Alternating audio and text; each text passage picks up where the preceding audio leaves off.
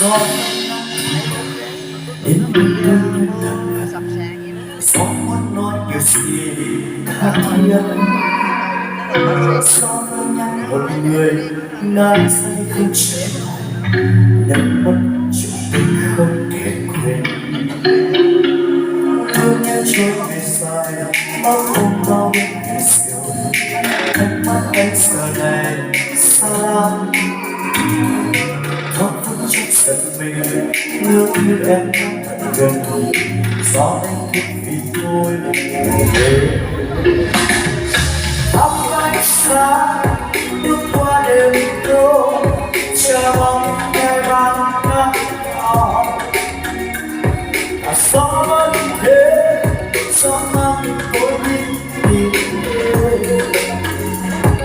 dẫu có đúng đôi mắt tôi sớm như hạt sương bé gió xuân tôi ngày ngày mãi xôn xao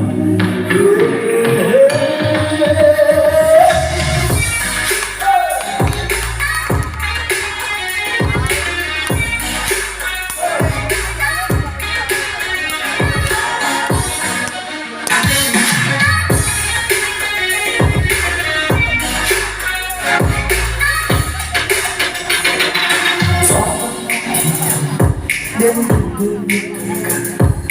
gió muốn nói điều gì tha thiết gió vẫn nhắc một người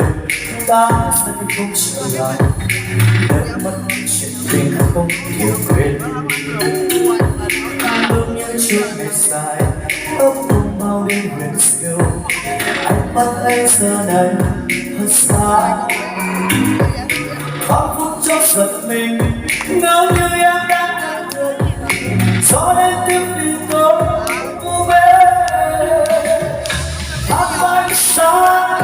bước qua đêm thơ chờ mong ngày mai ngát vòng và gió nói như thế gió mang tôi đi tìm đến sông có lúc nước mắt tuôn rơi như hạt sương nhỏ bé thắp ánh sáng bước qua đêm thâu chờ mong ngày mai nắng đỏ và gió vẫn thế gió mang tôi đi tìm em dẫu có lúc nước mắt tôi rơi như hạt sương bé nhỏ gió xa xinh xa gió tìm tôi ngày ngày mãi xôn xao gió xa xinh xa gió tìm tôi ngày ngày mãi xôn xao gió xa xinh xa.